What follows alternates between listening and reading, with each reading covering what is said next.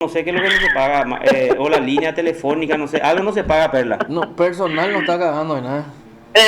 Yo creo que sí, pero bueno, vamos a pasar con el Dale, doctor na. acá. Dale.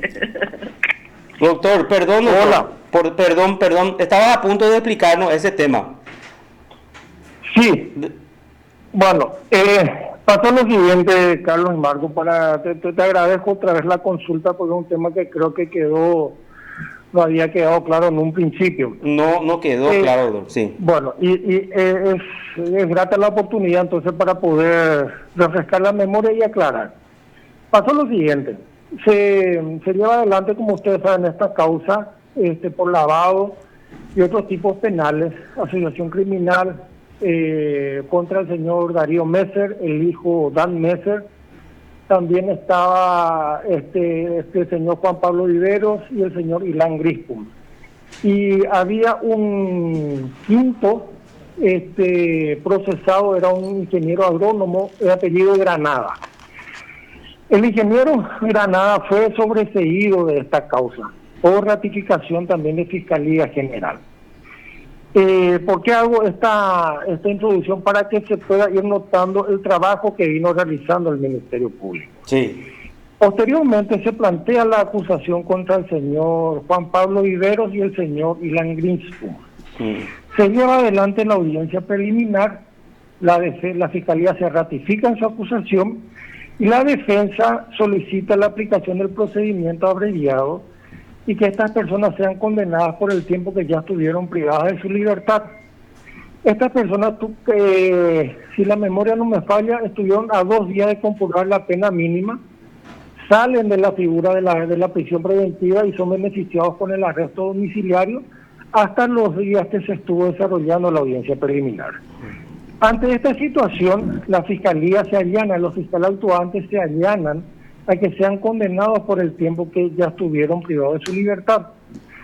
Entonces, nosotros, luego de analizar acá en el juzgado la pertinencia de la solicitud y el caudal probatorio que existe en la causa, decidimos dar el trámite previsto en el artículo 358 del Código Procesal Penal, que dice que cuando el juez no está de acuerdo con lo solicitado por el Ministerio Público, tiene la opción de dar este trámite para que el superior pueda revisar las actuaciones. Es así que este expediente va a Fiscalía General y viene con un dictamen de ratificación de la postura de los fiscales actuantes. Y el dictamen de Fiscalía General dice ratificar la actuación de los fiscales intervinientes, solicitar la aplicación del procedimiento abreviado con una pena de 2 años de pena con suspensión de la misma. Entonces acá hay un primer punto que hay que tener en cuenta. Cuando el órgano acusador solicita una pena, el juzgado ya no puede disponer de una pena mayor. Lo que es más, el artículo 358 del Código Procesal Penal es muy claro, que dice que cuando el Ministerio Público, a través de la Fiscalía General del Estado, ratifica la posición asumida por sus fiscales, el juez deberá resolver conforme a lo solicitado por el Ministerio Público. Bueno, este requerimiento fiscal fue firmado por la doctora Soledad Machuca y se había solicitado la aceptación del procedimiento abreviado, 2 años y suspensión. Solamente eso pidió la Fiscalía. Del desarrollo de la audiencia, cuando se vuelve a estudiar el requerimiento de Fiscalía General, que vienen los fiscales actuantes, lógicamente ya para ratificarse, al momento de empezar a hacer la introducción antes de emitir el fallo, el juzgado también hizo notar de que no se había solicitado ninguna reparación del daño y tampoco se había solicitado el comiso de los bienes por requerimiento de Fiscalía General. Ante esta circunstancia, los fiscales actuantes solicitan nuevamente la palabra y solicitan el comiso de los bienes del señor Juan Pablo Viveros. ¿Por qué solicitan el comiso de los bienes de este señor? Porque era el único que poseía acciones en las empresas vinculadas a los señores Messer. Y a modo de ejemplo, Carlos y Marcos, había una empresa, creo que es Matrix, que era la empresa con mayor capital operativo. 75.000 millones era el capital operativo de la empresa. Y el señor Viveros dispone del 0.01% de las acciones. Si eso hacemos el cálculo matemático en una maquinita, te da 7 millones y medio, que es el capital que posee este señor Viveros. Luego nos vamos a otra empresa, Pegasus, 5.000 millones de guaraníes. Tenía 1% este señor Juan Pablo Viveros, equivale a 500.000 guaraníes. El valor de las acciones que tenía, que disponía este señor, no superaban los 12 millones, los 10 millones no alcanzaban para hacer exactos. Entonces, al estar hablando también de la reparación del daño social, parte de la defensa ofrecer 10 millones de guaraníes por cada uno en concepto de reparación del daño social. El juzgado acepta esa reparación. ¿Por qué? Porque, fíjate, ya se los condena por solicitud del Ministerio Público. El juzgado ya no puede establecer otro mecanismo u otro requerimiento más que resolver conforme a lo que dice Fiscalía General.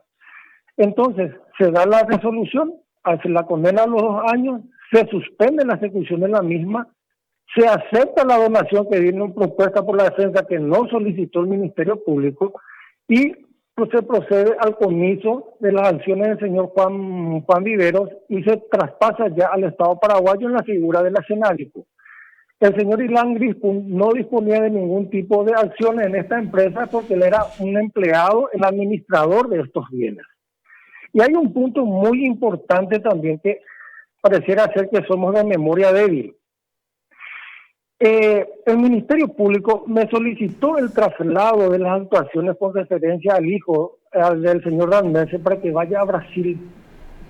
Y el juzgado se opuso. ¿Por qué nos oponemos nosotros? Justamente porque el mayor caudal de dinero que todavía está en pleno proceso pertenece al padre y al hijo. Entonces, ante esta circunstancia, el juzgado fundamentó el rechazo del traslado del expediente al Brasil, justamente porque no basta con pedir un traslado. ¿Cómo queda la investigación por lavado de dinero de tantos millones de dólares que el Ministerio Público con bombo y platillo publicaba de que era una mega causa, millones de dólares, y después solicitan que el expediente sea trasladado al Brasil? El juzgado se opone a esas circunstancias y por 2 personas que tienen el 0.01% de acciones que no alcanzan ni 10 millones de guaraníes, se sacan informaciones sin tener conocimiento real de las circunstancias, tanto del caudal probatorio y de los hechos que hay en el expediente judicial y en la carpeta fiscal. Es por eso de que el juzgado resolvió condenar a estas personas porque la ley obliga a fallar conforme a lo que solicita el Ministerio Público. Esa fue la circunstancia en este caso. Y el tema del traslado del expediente al Brasil está todavía en trámite, está en Cámara de Apelación, donde hubo inconvenientes para la integración por recusación de la defensa del señor Danese. Y la Corte recientemente destrabó eso y ahora se está organizando el tribunal para estudiar. Excelente. Acá estoy anotando punto por punto, doctor, todo lo que estabas explicando así en forma detallada y en forma muy comprensible, didáctica. Sí, en forma muy didáctica, porque es la relación prácticamente de los hechos ahí. Ahora, te quiero preguntar, la acusación contra Juan Pablo Jiménez Viveros y contra Grispun, ¿por qué hechos punibles? Vos sabés, Carlos, como decía un gran político de la escena paraguaya, qué buena pregunta. Se me pasó, pero te agradezco la pregunta. Sí. Ellos finalmente, ambos, fueron acusados solamente por lavado de activos. O sea, ellos uno formaron parte entonces de la asociación criminal. Ellos solamente fueron acusados por lavado de activos y el marco penal, el tipo base del lavado de activos es de hasta 5 años de pena privativa de libertad. Sí. Ahora, solamente eso. Sí, por eso te pregunté, porque como no dijiste, quería saber entonces, la acusación que presentó el Ministerio Público contra esas 2 personas fue solamente por lavado de dinero y la imputación de asociación criminal ya quedó fuera entonces. Claro. Y su expectativa, la expectativa de pena de cada uno de ellos era de hasta 5 años, de lo cual la Fiscalía optó otra vez por darle lo más bajo, que es 2 años. Y bueno, mira, vos sabés que la ley refiere que cuando se llega a una condena de 2 años, y el tipo base permita, se puede suspender la ejecución de la misma, pero eso no importa, Carlos, que eventualmente se los pudo haber condenado a 6 meses, por ejemplo. Y Era la pena mínima, se lo podía haber condenado a 6 meses o se los pudo haber condenado a 1 año o a 9 meses, que era más o menos el tiempo que ellos ya tenían privación de libertad entre prisión preventiva y arresto domiciliario, y quedan ya sin reglas de conducta. Sí. Con la sanción de los 2 años que entró en vigencia ahora, en semanas atrás, tienen un periodo de 2 años otra vez estas personas de control y asistencia por parte del Poder Judicial, que deben cumplir las reglas de conducta: prohibición de salida del país, no cambiar el domicilio, hacer las donaciones ofrecidas, firmar el libro de manera trimestral. Sí, pero también pudieron ser condenados a 3 o 4 o a 5 años, ¿verdad? ¿O no? Así mismo, Carlos. El tema es el siguiente, atender. Sí. En la audiencia preliminar, en la primera audiencia, se pide el abreviado por el tiempo que ellos tuvieron privado de libertad. 6 meses de penitenciaría más otros 6, 7, 8 meses de arresto domiciliario. Los fiscales actuantes en la audiencia preliminar se allanaron a esa pena. El juzgado no estuvo de acuerdo con la pena. Exacto. Y ahí es donde remitimos a Fiscalía General. Y se ratifica Soledad Machuca.